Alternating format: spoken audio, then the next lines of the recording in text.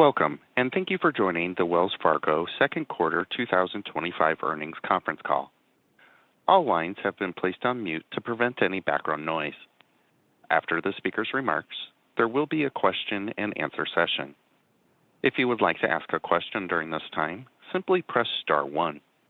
If you would like to withdraw your question, press star 2. Please note that today's call is being recorded. I would now like to turn the call over to your host, Mr. John Campbell, Director of Investor Relations. Sir, you may begin the conference. Thank you, Brad. Good morning, everyone. Thank you for joining our call today, where our CEO, Charlie Scharf, and our CFO, Mike Santomassimo, will discuss second quarter results and answer your questions. This call is being recorded. Before we get started, I would like to remind you that our second quarter earnings materials, including the release, financial supplement, and presentation deck, are available on our website at wellsfargo.com. I'd also like to caution you that we may make forward-looking statements during today's call that are subject to risks and uncertainties. Factors that may cause actual results to differ materially from expectations are detailed in our SEC filings, including the Form 8-K filed today containing our earnings materials. Information about any non-GAAP financial measures referenced, including a reconciliation of those measures to GAAP measures, can also be found in our SEC filings and the earnings materials available on our website. I will now turn the call over to Charlie. Thanks, John. Good morning, everyone. I'll make some brief comments about our results and update you on our priorities.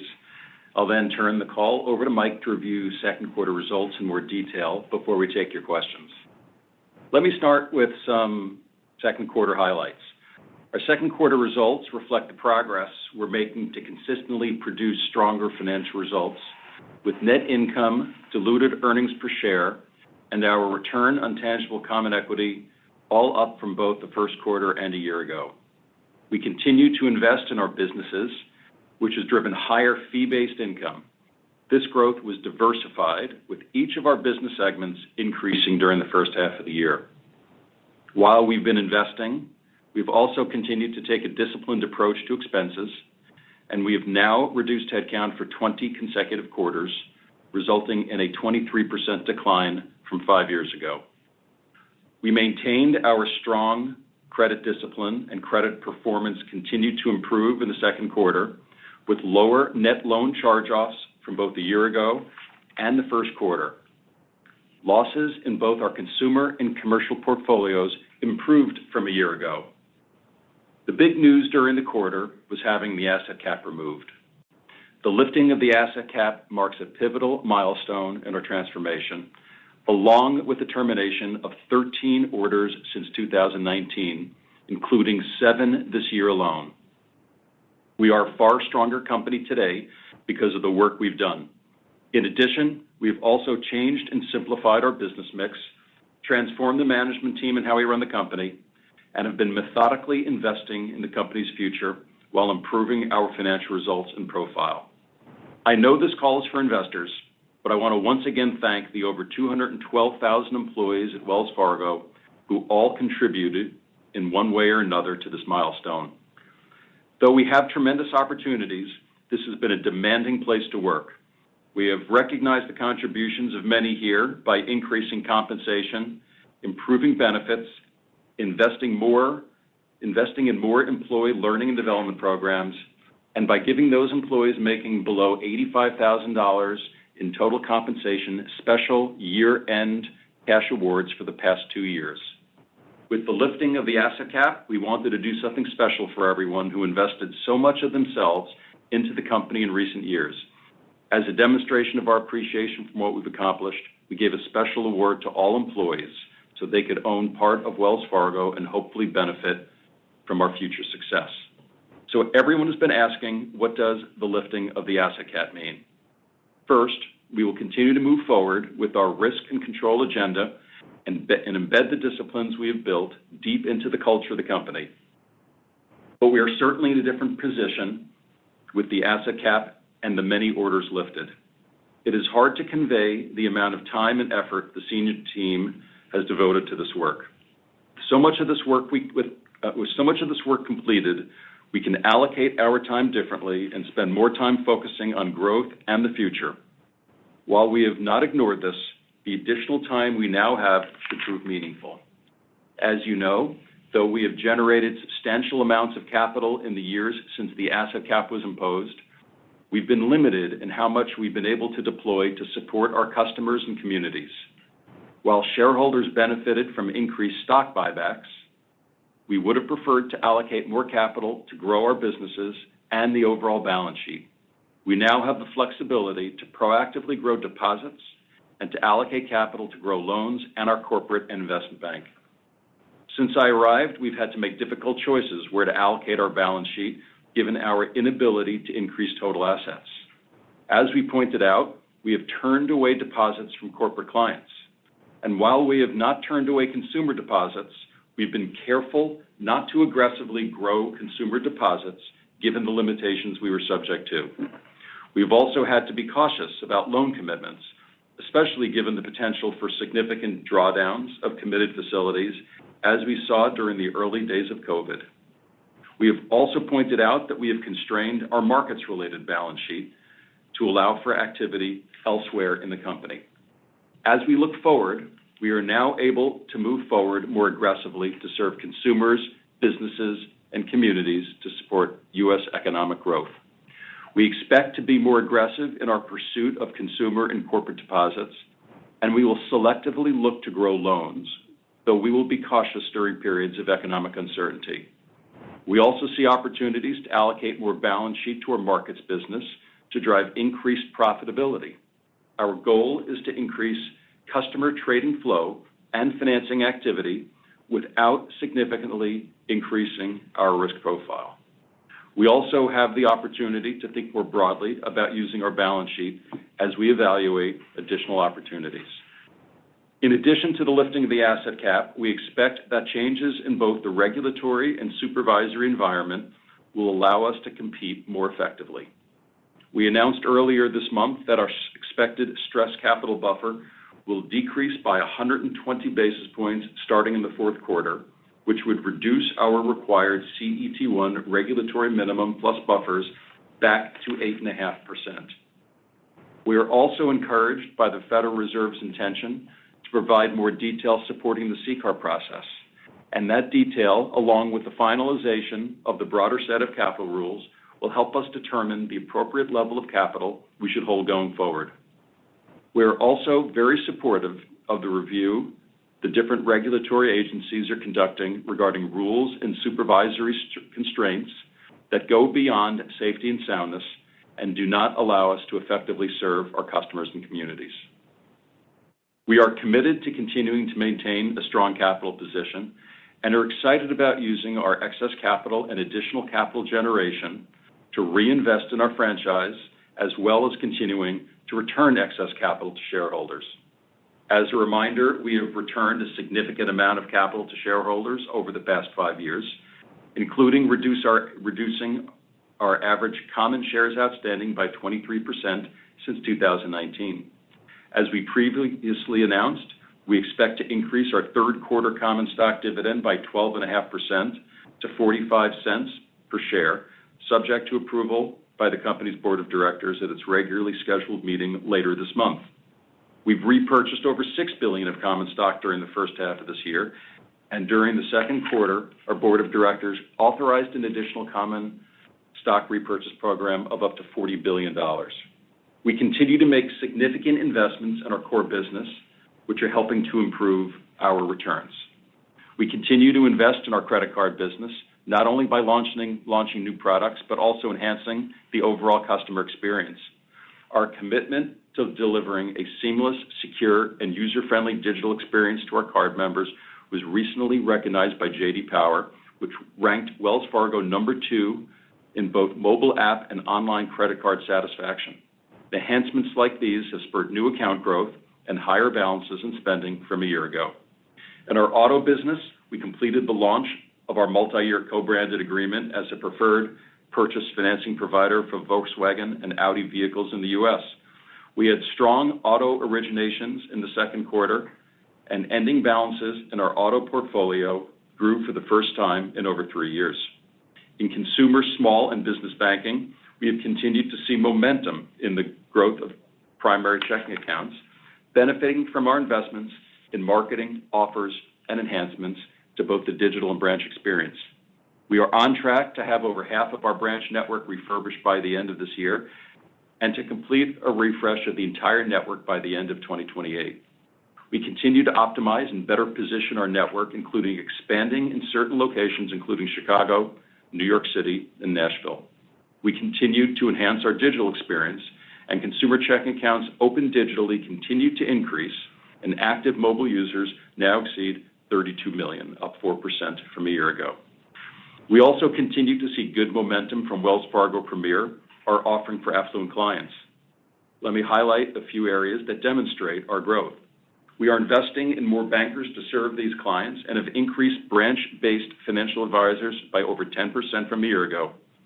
The improved collaboration between our bankers and advisors has helped to drive over $16 billion of net asset flows into the wealth and investment management Premier channel during the first half of the year, up over 60% from a year ago. Deposit and investment balances from Premier clients have also been steadily increasing and were up approximately 10% from a year ago. Turning to our commercial businesses, the investments we have been making in corporate and investment banking have continued to help drive growth, with investment banking fees up 16% during the first half of the year. We've also made steady progress increasing our U.S. investment banking market share, with our share up each of the last 2 years and again in the first half of 2025, driven by gains in leveraged finance and M&A. We're continuing to invest in top talent and strengthen and expand our commercial banking business. For example, in our technology banking group, we have grown our team of bankers by over 25% over the past year. We expect to continue to add bankers to this priority sector and in a number of additional markets and sectors where we have room to grow. In addition to driving growth in our core business, our strategy also includes simplifying our businesses and focusing on the products and services that matter most to our clients. As part of the strategic focus, in the second quarter, we entered into an agreement to sell the assets of our rail equipment leasing business. This transaction is expected to close in the first quarter of next year. As we look ahead, what we see regarding the health of our clients and customers has not changed. Consumers and businesses remain strong as unemployment remains low and inflation remains in check. Credit card spending growth softened very slightly in the second quarter, but is still up year over year and remains strong overall. And debit card spending growth has remained strong and consistent with what we saw in prior quarters. Consumer delinquencies continued to improve from a year ago, and commercial credit performance continued to be relatively strong. Deposit flows for both our consumer and commercial clients were in line with seasonal trends. I've had the opportunity to meet with many of our commercial banking clients this past quarter, and many have conveyed optimism that the administration is working to level the trade playing field. They would like certainty, but prioritize a good outcome for U.S. trade above short-term certainty. Many have found ways to avoid passing the 10% tariffs on to their customers. At the same time, they are preparing for the downside and are not growing inventories or hiring aggressively and developing contingency plan if the downside scenario occurs. As I've said before, we are hopeful that the results of the current negotiations will make our clients more competitive and help drive stronger economic growth in the U.S. But there is uncertainty, and we should recognize there is risk to the downside as the markets seem to have priced in successful outcomes.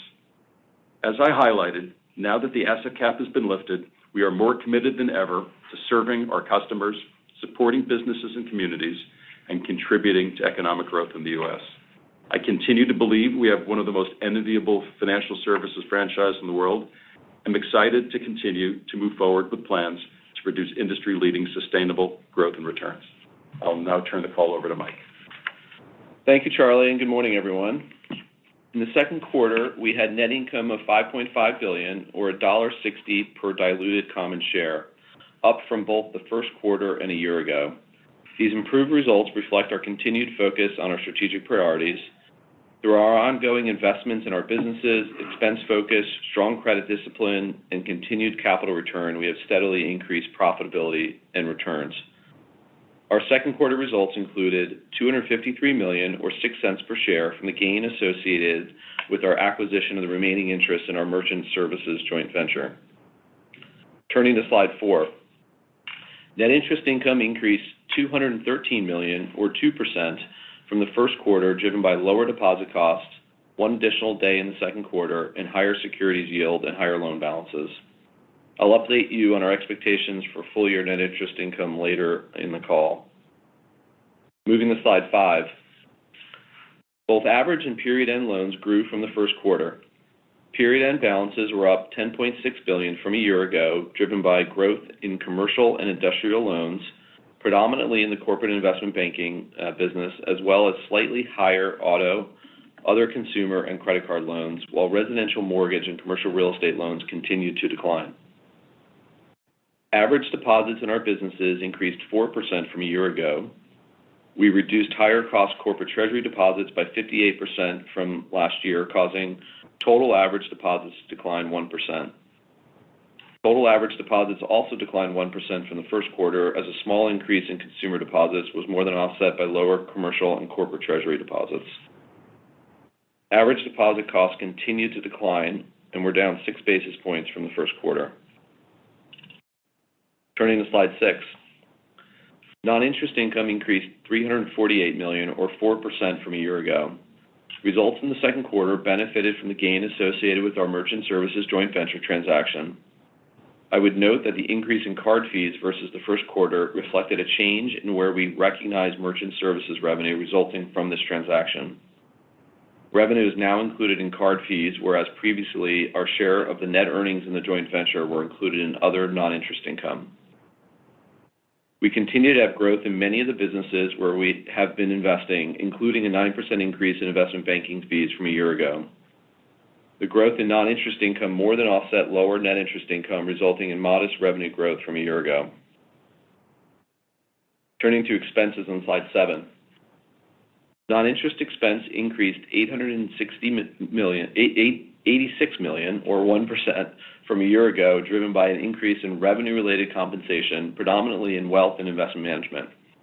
Our other expenses were relatively stable as the investments we were making in our businesses, including the increased spending in technology and advertising, were offset by lower operating losses and the impact of efficiency initiatives. The 4% decline in non-interest expense from the first quarter was driven by seasonally higher first quarter personnel expense. Turning to credit quality on slide 8. Credit performance continued to improve and remained strong. Our net loan charge-off ratio declined 13 basis points from a year ago and 1 basis point from the first quarter. Commercial net loan charge-offs increased $36 million from the first quarter to 18 basis points on average loans.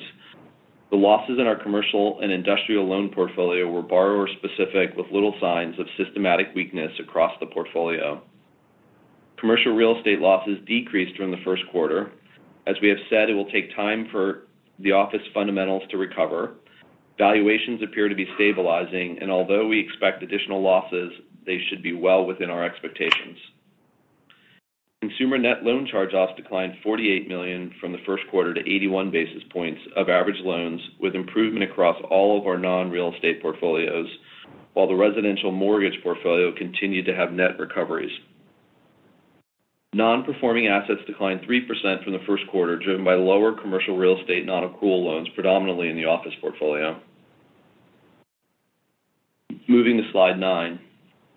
Our allowance for credit losses for loans increased modestly from the first quarter, and our allowance coverage ratio for total loans has been relatively stable for the past 5 quarters, as credit trends have remained fairly consistent even amid macroeconomic uncertainty. Our allowance coverage for our corporate investment banking, commercial real estate office portfolio has also been relatively stable over the past year and was 11.1% in the second quarter.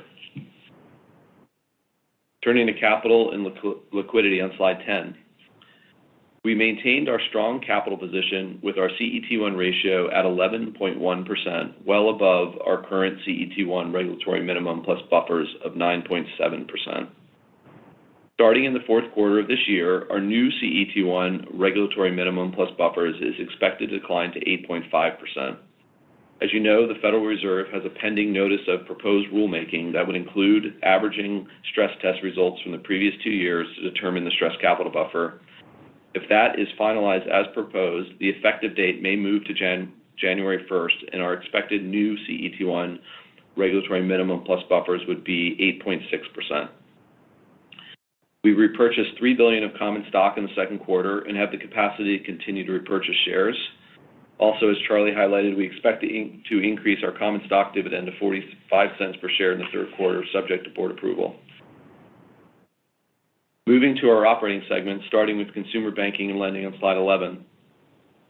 Consumer, small, and business banking revenue increased 3% from a year ago, driven by lower deposit costs and higher deposit balances.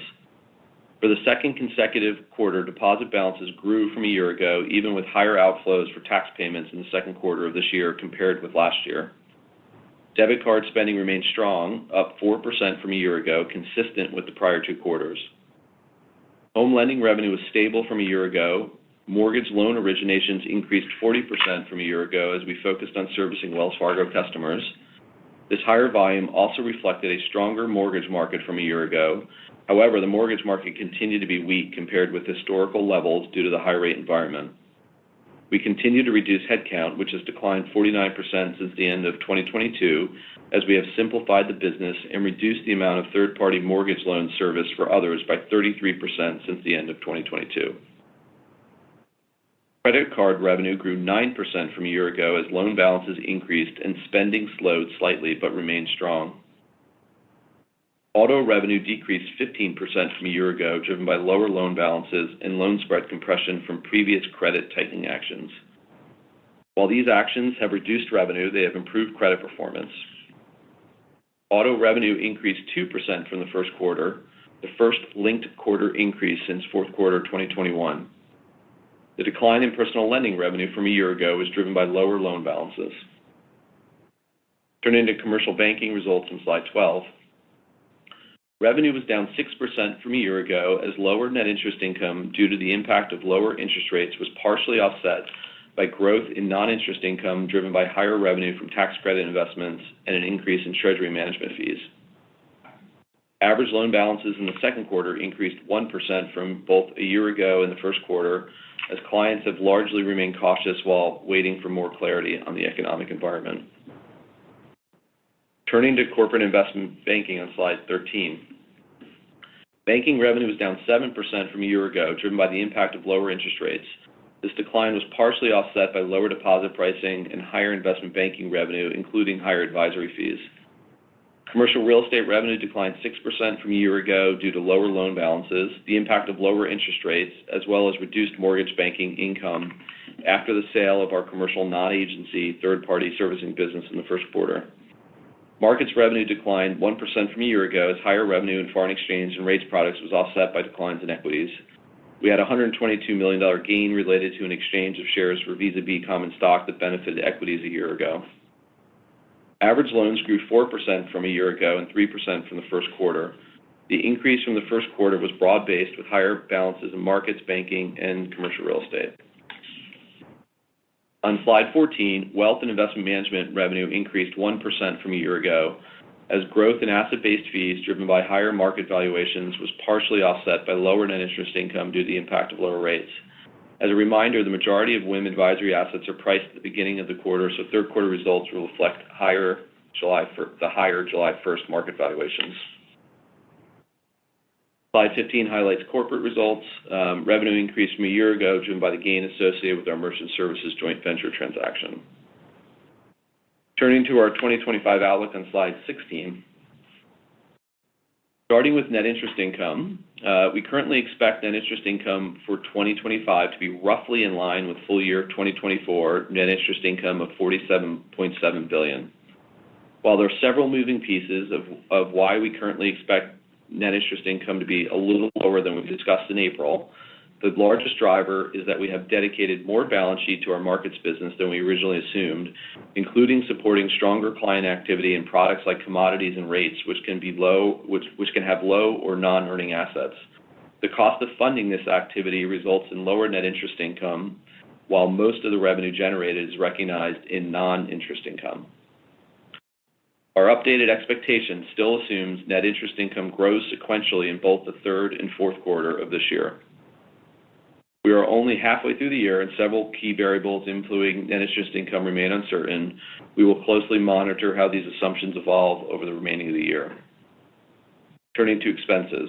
Our expense outlook has not changed, and we still expect 2025 non-interest expense to be approximately $54.2 billion. In summary, our second quarter results reflected the consistent progress we've been making to improve our financial performance. Compared with a year ago, we had double-digit growth in net income and diluted earnings per share, grew revenue, including fee-based growth across many of our businesses, maintained our expense discipline, improved our credit performance, and reduced common shares outstanding and increased our dividend. Now that the asset cap is lifted, the management team has more time to focus on our growth initiatives, and we will also have the flexibility to allocate more capital to growing our balance sheet, including deposits, loans, and trading assets. We will now take your questions. At this time, we will now begin the question and answer session. If you would like to ask a question, please first unmute your phone and then press star 1. Please record your name at the prompt. If you would like to withdraw your question, you may press star 2 to remove yourself from the question queue. Once again, please press star 1 and record your name if you would like to ask a question at this time. Please stand by for our first question. And our first question will come from John McDonald of Truist Securities. Your line is open, sir. Hi, good morning.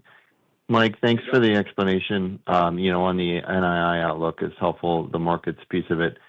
Just on the non-markets NII, could you talk about what kind of loan growth assumptions you kind of built into the NII outlook for the back half of the year and how that connects to what you saw in terms of loan growth in the second quarter? Yeah, sure, John. Thanks for the question. When you break apart the portfolio, on the consumer side, we're not, on the mortgage portfolio, we expect that'll likely just, continue to, come down just a little bit in the second half. I think you should see a little bit of growth in card. Some of that seasonality in terms of, what happens as you go into third and fourth quarter spending. And then we started to see some growth in auto, small, but started to see that turn. So hopefully that will continue to grow in the second half of the year, but relatively modest in the overall balance sheet. On the commercial side, we do expect to see some, modest growth as we go into the rest of the year. I think it likely comes from the same places, at least as we come into the third quarter, mostly in the corporate investment bank. Hopefully we'll start to see some of the commercial bank customers borrow a little bit more as well. But I'd say overall still relatively modest. But as you get to the end of the year, hopefully, if things play out, we'll start to see a little bit more activity more broadly.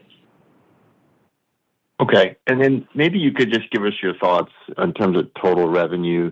I know you don't give total revenue guidance, but just maybe when you look at your own internal projections and budgeting, how's the revenue outlook for this year shaping up? What are the puts and takes relative to your expectations if we think about the year so far? Yeah, no, it's as you sort of break apart like the pieces, we talked a bit about where NII is coming out at this point.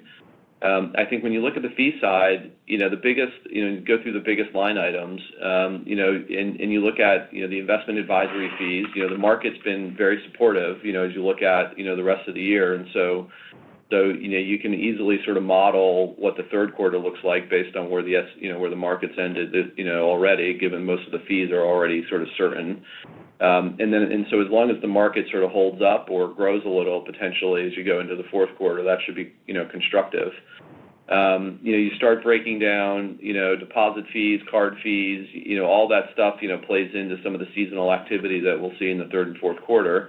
And I'd say largely those things are kind of playing out pretty close to what we modeled, depending on the month or quarter, maybe a little bit better, but they're playing out, largely as we expected, across most of those. And then it's really sort of the trading line, and that'll be driven by, what kind of activity and volatility we see in the market. But I think, we've had a pretty constructive environment now for a couple quarters, so hopefully that continues. And then I think lastly, just, we'll see how the year comes out on the equity securities gains that we saw. We did see some modest gains in this quarter, big improvement relative to what we saw last quarter. As the market, remains constructive, that, hopefully that will continue as well. Okay, and I guess just to clarify, Mike, you mentioned, you used to previously say that your NII guide assumes the asset cap remains in place, and now we relax that assumption, the outlook's a little worse. Is it just this counterintuitive mix shift that you're going to grow the capital markets balance sheet, but it's going to come in fees? Yeah, I'll remind you first, it's been off for, 6 weeks now, 5.5 weeks, 6 weeks. And so I do think it has been off for a very short amount of time. And, I think what's happened, as we sort of looked at, and some of this started in the, towards the end of the first quarter, early second quarter, and we sort of talked about it in some other public, forums. We've seen some increase in the activity, and that's what's causing it that's by far the largest driver of what's causing it to move down a little bit from the low end of the range that we talked about in April. And so, and as we said, that's largely offset in fees, on those, because you get paid in fees for some of that activity. Yeah, and let me just add a little. Hey, John, this is Charlie. Let me just add one thing here, which is, as we look forward to the end of the year, we have so far assumed, I would describe it as a very small increase in the overall size of the balance sheet. So we do assume it grows above what used to be the cap, but not in any really meaningful way. And when we look at where that growth is coming from, part of it is the loan growth that Mike spoke about earlier, but we have been and assume that we dedicate, balance sheet to our markets business. And as we think about that, we're not focused on maximizing net interest income. We're focused on maximizing returns, how much money we make overall. And so we'll try and, do as good a job as we can going forward, giving some more clarity on how we intend to use that balance sheet, how it can affect the different pieces. But that is, it's a little bit of what we saw during this past quarter, and it's the way we're thinking about the rest of the year. That's really helpful. Thank you. The next question will come from Scott Siefers of Piper Sandler. Your line is open. Morning, guys. Thanks for taking the question. Was hoping, Mike, maybe we could approach the NII question maybe, I guess, a little differently. If loan growth in the second half will only be kind of modest, what are the other factors that will allow NII to grow? Because I think you'll still need to average a few percent higher in the second half than you just did in the second quarter. So just trying to understand what the major puts and takes are within there. Yeah, Scott, it's a little bit of a lot of things, right, that will sort of add up to some growth each quarter. We do expect deposit costs to continue to come down. We do expect to see some loan growth, come through. We do expect, which will be a driver. We do expect, to see, more further repricing of the securities, portfolio. So it really is, a little bit of a lot of things, plus some, deposit growth as we go into the end of the year. And so I think all of that sort of adds up to, seeing it grow sequentially each quarter. Okay, perfect. Thank you for that. And then, Charlie, maybe just sort of a top-level thing. With the asset cap now off, I guess one of the questions that I get pretty frequently is sort of when or how might be the right time to revisit medium-term return targets. Do you have any broad sense for sort of where you are in thinking about that kind of dynamic? Sure.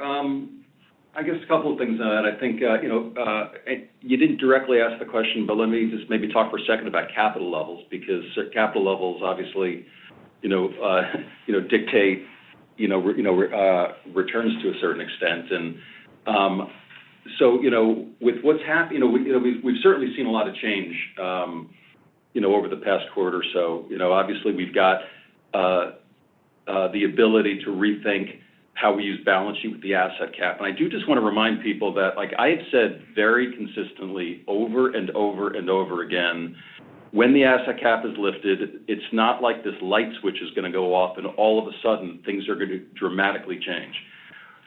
We didn't know exactly when the cap was going to be lifted. We didn't want to get ahead of ourselves. And so we're very carefully thinking through how we use the additional capacity to help grow the company. And so we expect that to happen over time. We never wanted to lead people to believe that there'd be any major change in the next week, the next month, or next quarter, but it certainly does open options for us to grow and increase returns beyond what we've seen in the past. And so now that it's off, we're going to be thoughtful about it, and as we go through our planning for next year, like this is the perfect time, we will do our best to talk more about it and provide more clarity broadly to everyone so we can create a level of understanding there. We have the lower SCB, which it is a huge decrease, after a significant increase from the year before, which we commented in the year before we didn't understand why we saw the increase. As we think about how that impacts where we should be running our capital levels, we want to take a little bit of time to let the Fed go through its process, both on CCAR and on the work they're doing on capital requirements, so we can try and get an understanding of what the right long-term level of capital is. So they've said that they're going to provide more transparency on CCAR, whether it's the underlying assumptions, the models, things like that. That'll be extremely helpful for us so that we're not constantly, readjusting capital targets on a yearly basis in any material way when, in our view, we haven't materially changed the risk of the company. So, that'll be forthcoming, hopefully over the next couple of months as, the work they're doing on capital. So, that'll allow us to come back with a more definitive point of view on where we should be running capital. But certainly all of these things are, lower levels from where we had been running it because of the increases that we saw. So, that allows us to, deploy excess capital either organically or through buybacks. And so we do expect to get there. And then just, more specifically to your question, we've also said very clearly, 15% is not it's an interim target. It's not the final target. Once we get there, it's a good time to revisit where we go. So both through hopefully some, increased returns that we're seeing in terms of how we run the business, running at some point with lower capital returns, we believe will be consistently at that 15%. And then we'll provide more information on, where we go from there, which will obviously be, a higher number, not a lower number. All right. That's perfect. Thank you both very much. All righty. The next question comes from Ken Usdin of Autonomous Research. Your line is open. Hi, thanks. Good morning, guys. Just one more question on capital. Given what all you just said, Charlie, and that we still have now a really big amount of capital, the buyback in the second quarter was a little smaller than the first, and loan growth, as you said, looks like it's getting better, but not that quickly. So can we expect that you might do more in terms of the buyback in advance of kind of getting that final zone of where you want to live, given that you just have, it seems like you have enough capacity to do kind of all things you would want to do in terms of growing the balance sheet and also returning more? Yeah, I don't think we want to give a specific forecast on how much we intend to do, but to your point, we have more capacity, not less capacity. The price of the stock does matter, and so we'll be thinking about that, and I think we'll go from there. But I think how do I describe it? I guess I would say we don't. On the one hand, we don't feel like we need to deploy all of this capital immediately because we do want to have the opportunity to use the balance sheet to grow and do interesting things. But I've also said that we don't intend to do anything dramatic, and so that does create more opportunity to buy stock back. But again, the way we're thinking about it is we want to first use the capital that we have to grow the company organically. That's what allows us to produce the right kind of returns. It allows us to create the ability to increase the dividend, and buying stock back is kind of what we're left with. So, what we hope the answer is, and what certainly seems like is we'll have the ability to do all of those things to a greater extent than we've been able to do in the past, and we'll just hopefully be very thoughtful about the timing. Got it. And on you've laid out all the organic potentials in the past, but the one I wanted to ask you specific about is on retail deposits, where there's obviously a strong competitive landscape and a lot of banks still building branches in other territories. You've talked about how that consent order coming off last year has helped you kind of just go to market in a broader sense. But how will that manifest itself in terms of just retail deposit growth? Can you expect an acceleration there in either net new checking or just overall deposit growth taking on the retail side? Thank you.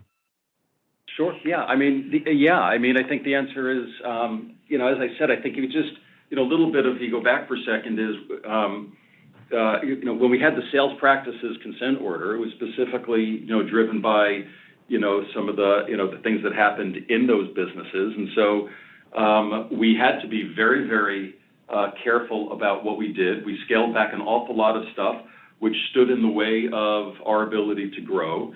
And then even as that order came off, recognizing we had a deposit cap, an asset cap, which effectively can be a deposit cap, even though we were adding back some of the things that would actually help us grow quicker, we were, very careful about not doing too much too quickly because when you have a constraint, you just don't want to bump up against that constraint.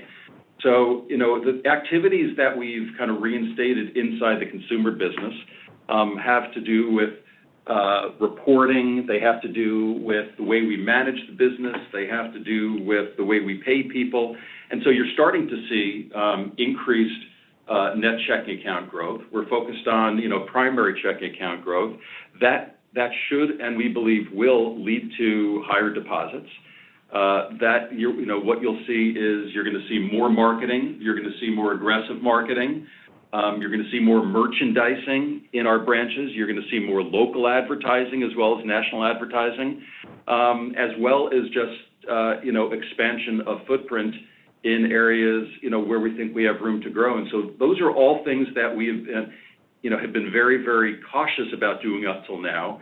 And with the value proposition that we have for our customers and the strength of the brand and the great quality of the people here, we think we'll be able to compete very effectively. And I remind people, we're not competing with a small number of banks. We're competing with a lot of banks out there that we believe we have a better value proposition for. Got it. Great. Thank you, Charlie. The next question will come from Ebrahim Poonawala of Bank of America. Your line is open. Hey, good morning. I just wanted to follow up, Charlie, on what you said in terms of, in one of your responses around nothing's going to change dramatically. 15% ROTCE was like step number one, which you were at 2Q again, just one quarter. I appreciate that. But I think the glass half full way to look at this, you mentioned the word grow aggressively many, many times on the call. And I think the concern from an investor standpoint is a lot of this growth may come from at the cost of ROTCE. I don't think that's what you're saying, but just give us a sense of the lens with which you're looking at these growths, be it on consumer deposits, commercial deposits. Could it be that we could see a near-term hit in terms of profitability before things pick up and you gain more wallet share? Just how should we think about the impact on the next 6, 12, 18 months of returns? And are there offsetting factors on the expense side or productivity side that could mitigate things that you do to pursue growth? Thanks. Yeah, no, thank you for the question. I mean, we don't mean to imply at all that we will sacrifice returns for growth. As we do all of our planning and we think about the opportunities, we think the things that we're going to do to grow the company will actually be very focused on continuing to increase the returns that we have. So please don't take anything that we've said as anything under that, other than we continue to be very focused on those two things. You do raise the question about expenses. we do point out in the remarks that we made that, we continue to be very, very focused on using the expense resource that we have as wisely as we can. And so that means that we are still focused on continuing to drive efficiencies in the company. And, as we've done up till now, hope to be able to use this, material part of the efficiencies that we continue to drive in the company as a way to pay for a lot of the investments that, we intend to make. But that is very consistent with what we've done. So even as we've increased marketing spend, we've, increased the number of hires that we have in the corporate investment bank. We've increased the hires in the commercial bank. We've increased the number of bankers that we've had in the consumer business. We've increased, the number of financial advisors that we have. We haven't stood up and say that those things are dilutive to returns. It's just the opposite. We've been able to do those things because we're driving efficiency elsewhere in the company, and those things will drive, increased revenue over a period of time and ultimately higher returns. And so we're continuing to think about those things, the exact same way we've been thinking about them. And I would just say that we, as I've said every quarter, including I think we said it on the last quarter, we continue to feel like there are significant opportunities to drive efficiencies in the company, both traditionally and through technology, including AI. And the only thing I'll just make sure we're clear on is, yes, we had 15% ROTCE in the quarter, but we also recognize that we had the gain in our merchant services business. So we don't really think about that as ongoing. So we would say it's it's a little still a little bit lower, even though we were running capital levels at before the SCB adjustment was put in place. Got it. So thanks for walking through that. And maybe a separate question, Mike, for you in terms of NII, the market's view on what the Fed might do keeps changing. I appreciate that, but remind us in terms of asset sensitivity as we put into context, like the sequential growth in NII in the back half and maybe into next year. But how should we think about what 3 or 4 rate cuts would do to the balance sheet and the ability to maybe offset that given the growth outlook that you assume? Thanks. Yeah, look, I mean, we look at, the implied forwards and what the market's pricing in on cuts, obviously, and so that's all sort of embedded in sort of the view of where NII is sort of trending as we look into the, latter part of the year. And obviously, even with that, you're still going to see, you're going to see pricing come down on the deposit side and the commercial, businesses. You're going to see, continued repricing on the fixed, on the fixed assets, components of the balance sheet. And then you're going to see, hopefully start to see some more growth come out of it that will also help from an NII perspective. And so all those things will, should be constructive as you look forward, despite what could be, rates coming down a little. All right. Thank you. The next question will come from Matt O'Connor of Deutsche Bank. Your line is open. Good morning. I was hoping you could just provide some clarity on the net interest income ex markets this quarter. I was having a hard time finding that, and then maybe just give the guidance or comments on kind of the full year guide on NII ex markets, just to clarify. Yeah, we don't break out the components in total, across markets versus non-markets. That's not something we've historically done. I think when you look under what's happening, in NII ex markets, there's lots of puts and takes, across the balance sheet. I think if you look at the kind of rates in general, are sort of about kind of what we expected, plus or minus a little bit. Like, so that's, the change in rates that we've seen throughout the year is not, not impacting sort of our guide, really in any significant way. You've seen slightly higher payment rates in places like credit cards, so that's probably muting balances there, just a little bit, and, as well as some other, factors there. And so, loan growth, depending on the, outside of card, has been a little bit slower. Deposits are sort of mostly behaving the way we thought. We're not seeing any significant or we're seeing really the trends of any cash rebalancing into higher yields has sort of been stable now for a bit, for a number of quarters, and so we're not seeing that change in any significant way. And so I'd say overall the trends are, X markets are pretty stable to what we've seen over the last couple of quarters, and largely consistent with what we've expected to see, with a few puts and takes across the different portfolios. Okay, that's helpful, and I'm sure you guys have heard it before, but just as you're growing the trading business, I think the clarity on the trading net II over time would be helpful. And then just separately, want to ask about the lower tax rate this quarter, and somewhat related, just the impact of the new legislation reducing clean energy tax credits. I think there's some kind of puts and takes there as we think about some stuff going away and some stuff that you might be able to do that you're not doing now. So just a broader tax this quarter and going forward. Thanks. Yeah, on the last piece, on the tax credits, that'll be a few years out before you see anything, any real impact on that in terms of new projects that will come on. So it'll be a while before you start to see that matter much. The broader bill doesn't have a lot of direct impacts relative to the taxes other than the tax credit piece. A few small things. I think just more broadly on the tax line, there's always puts and takes on tax line.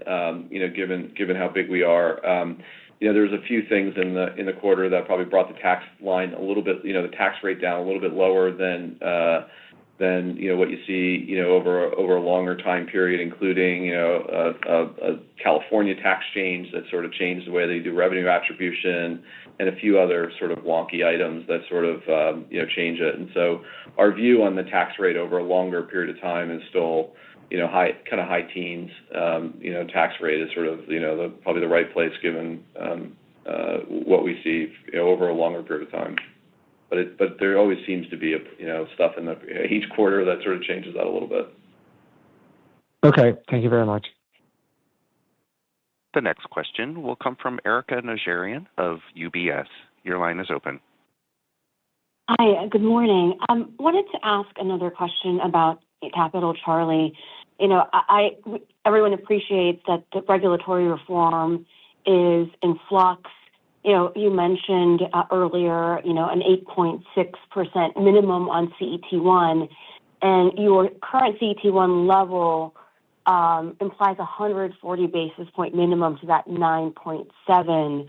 I'm just wondering, as we think about where you should operate going forward, are you saying that you want to take the time to make sure that that 8.5% is something that is a little bit sustainable, if we get GSIB reform, if we get more comprehensive stress test reform?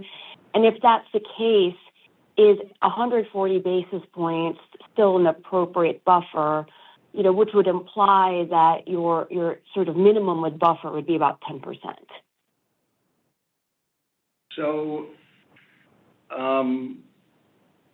listen, I think I tried to answer this before. I think the way we're in a period of time where we have seen over a 13-month period, we've seen our capital requirement go up like 100 and how much did it go up? It went up 90 basis. 190 basis. 90 basis.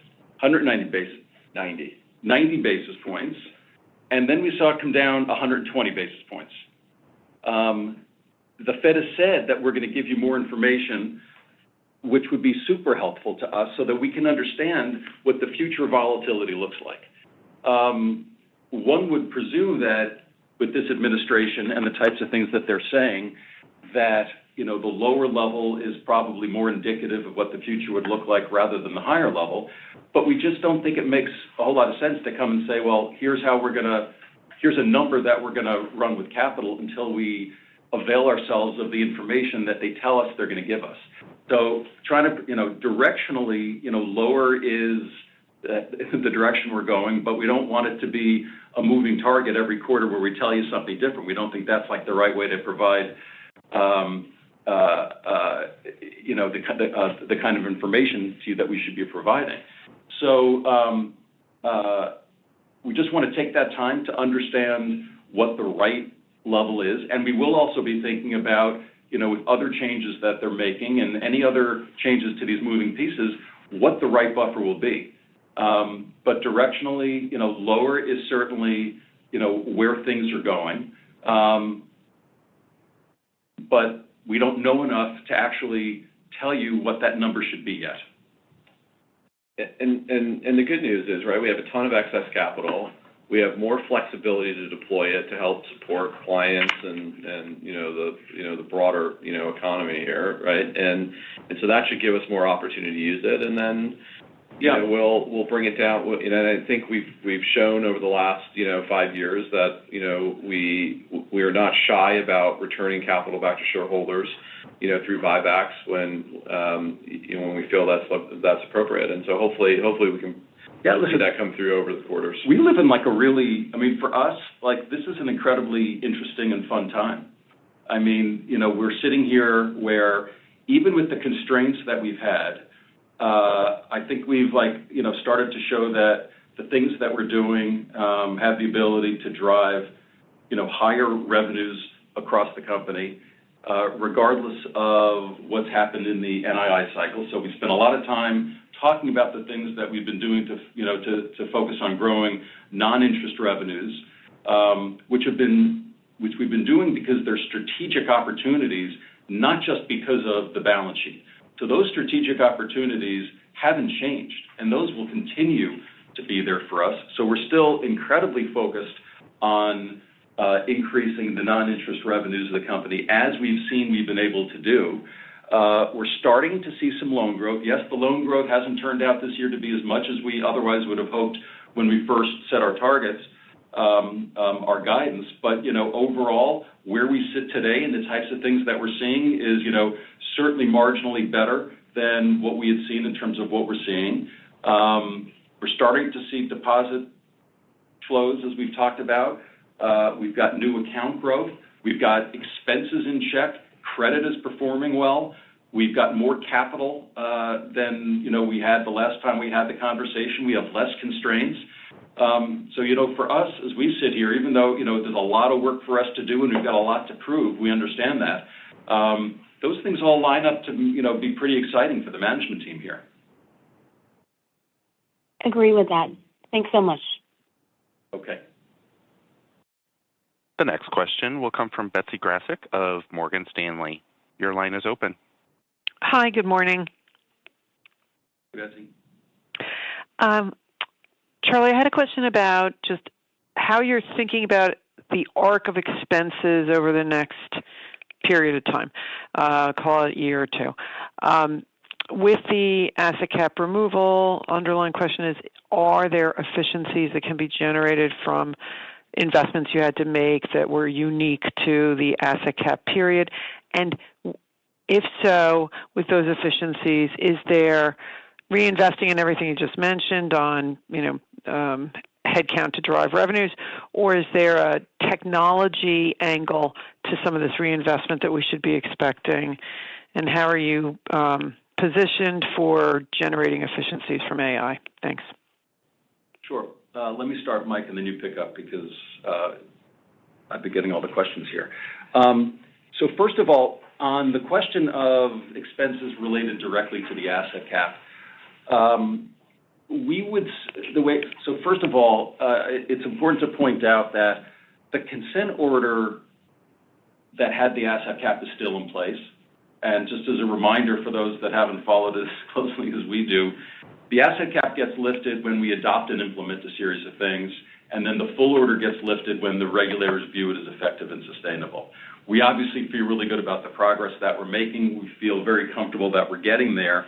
But until that order is lifted, we've got to be very, very careful about just changing anything because of the plans that we put in place and the way we and the regulators go about validation. So we're not assuming that that anything materially changes up to this point, until that happens. And even then, we'll be very, very careful. So as we think about the opportunities to drive efficiency, when we talk about the fact that there are still substantial opportunities away from our ability to just do things more efficiently from a risk and control perspective. And so we're continuing to focus on driving those things across the company. It's what you've seen kind of quarter on quarter is, our headcount has come down, using attrition as much as we can as our friend to create those efficiencies. And yes, technology will be able to help that trajectory continue even more. We want to be careful about giving any long-term guidance beyond this year on expenses, which is why we've stopped, because as we've said very consistently, we really like the idea of going through the planning cycle, being able to take a look at what we want to invest in, what we think we can drive in terms of efficiencies, and then give a number. But I would say the same thing that we said is similar to the question that Abraham was asking before. We're very, very conscious of the fact that expenses are an important lever for us to be able to increase the returns for the company. And so hopefully we'll be able to create the right kind of balance by increasing the level of investments while we're keeping expenses in check and focus on not just driving more growth, but driving higher returns in the shorter and medium term as we've tried to do up till now. And Betsy, I would just say from an AI perspective, it's very early to see any impact of any significance from AI, but we've got, capabilities and pilots, in our branch system, in our ops system, in our call centers, really across anywhere where you've got anything manual and a lot of people. And those things are starting to mature a little bit, very early, but you're starting to see, some of the benefit you thought you'd see in terms of efficiency start to come through in some of the early use cases, but it's super, super early, and I think the impact will build over time there. Okay, thanks. And I know you said that you would address the ROTCE target when you hit the 15%, which you did this quarter. So can you give us a sense of the timing when we should expect that you would be revisiting that target? So just as a reminder, the 15% that we reported this quarter did include the merchant services gain. So again, we try and be, as transparent as we can and look through that and some stuff you saw in taxes. So we're not declaring victory on getting to the 15% yet. And then maybe as we get towards the end of the year and we talk about next year, we'll talk a little bit more about the timing on those things and recognize that people want to understand a little bit more about how we're thinking about the future. Super, thank you. So maybe the January call post the strategy deck? You just won't stop. We'll see. We'll see. Okay. No, thanks. Yeah, we hear you, though. Thanks. Yep, thank you. Okay. The next question will come from John Pancari of Evercore ISI. Your line is open. Good morning.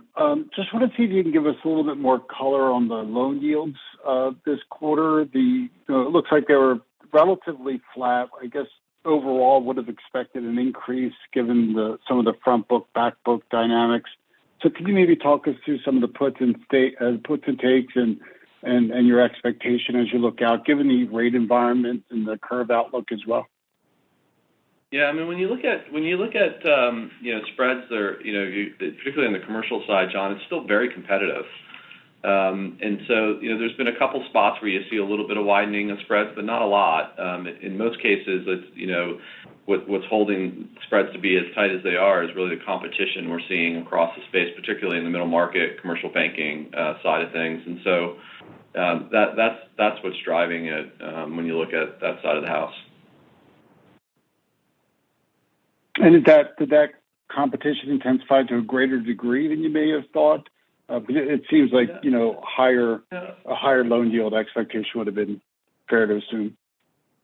No, it's been pretty consistent now for a number of quarters, right? It ebbs and flows a little bit depending on which part of the country or which segment you may be talking about, but it's been, the competition's been pretty intense there for a while. And so you're just not seeing sort of the widening that you might if in sort of a slowing, economic environment. That's just not materializing that way. Okay, and then my follow-up would be related to that too. Like, where are you seeing that competitive pressure come from? Is it private credit? Is it other types of non-banks? We've heard some citing, insurance players stepping up again in certain parts of real estate. Are there areas that you'd flag? And then has that impacted anything around loan growth expectations? Thanks. Yeah, I'd say still the primary competitor, particularly when you're talking about the middle market, commercial bank or other banks. You certainly see, other non-bank players that, at times in certain pieces of it, but the primary competitor still is other banks, and they vary depending on what part of the country you're in, obviously, but I think that's what's driving it mostly. Okay, thank you. The next question will come from Gerard Cassidy of RBC Capital Markets. Please go ahead. Hi, Mike. Hi, Charlie. Mike, you talked about the growth in the commercial and industrial loans in the quarter. It was predominantly in the corporate and investment bank. Can you give us a little more color and insights into where you saw that in that segment of the commercial and industrial loan portfolio growth? Yeah, sure. It's across the board, in a bunch of sectors, Gerard. But I'd say we're seeing growth in places like fund finance, which are capital call facilities with big private equity firms. We're seeing, we saw a little bit of growth in probably 3 or 4 sectors across, the large corporate space, including TMT and industrials, healthcare. So a little bit across the board. You're also seeing some more asset-backed loan growth coming out of our markets business across, whether it's mortgages or other types of, collateral. A tiny bit of, growth in prime brokerage, and so it really is sort of across the board in terms of a number of different areas within the corporate investment bank. Very good. And you guys have talked a lot about improving efficiencies and improving profitability with the asset cap being lifted. I got a kind of a pivoting question. You talked about exiting the rail equipment leasing business, and you've exited other businesses over the years. Are there any other businesses left that are not meeting your internal profitability targets, possibly, that could enhance the longer-term profitability of the company, or is this essentially it for divesting of different segments? Yeah, the rail portfolio is really the last thing of any size. I mean, we looked at the businesses, a few years ago now, and sort of have methodically sort of worked our way through, each of them, and really the rail portfolio is sort of the last of those. Very good. Thank you. And the last question for today will come from Chris McGratty of KBW. Your line is open. Oh, great. Thanks for squeezing me in. Just on operating leverage a little bit more broadly, the markets feel better today, more optimism in markets, but certainly we know that's fluid. I know you touched briefly on it, but just maybe unpacking the degree of confidence in the operating leverage over the medium term, and then I guess both sides of it, the revenue and the expenses. Thanks. Yeah, Chris, I just come back to what we talked about a little bit earlier in the call. I think on the expense side, we feel, as confident as we can be that there's a lot more to do on the efficiency side of it. And over the last, 4 or 5 years, we've taken out $12 billion already. You've seen headcount come down by, 20 consecutive quarters in a row. And so, we're going to continue to focus on that. And it's how we start all of our conversations with the business leaders and our budgeting, each quarter, we go through it. And so I think there's more to do there really across almost every part of the company. And I think we'll continue to drive that the same way we've done that the last number of years. And look, I think on the revenue side, I just come back to the broader, opportunity that we have to grow across each of the businesses. How that manifests itself in any given quarter, is a little out of your control to some degree. And so, given how markets can be, but I do think, across every single one of our businesses, there's a tremendous amount of opportunity to grow. And so I think those two things together should, provide, growth and profitability and returns, over the long run. Great. Thank you. And we have no more questions at this time. Great. We appreciate the time and look forward to talking to you next quarter. Thank you. Thank you all for your participation on today's conference call. At this time, all participants may disconnect.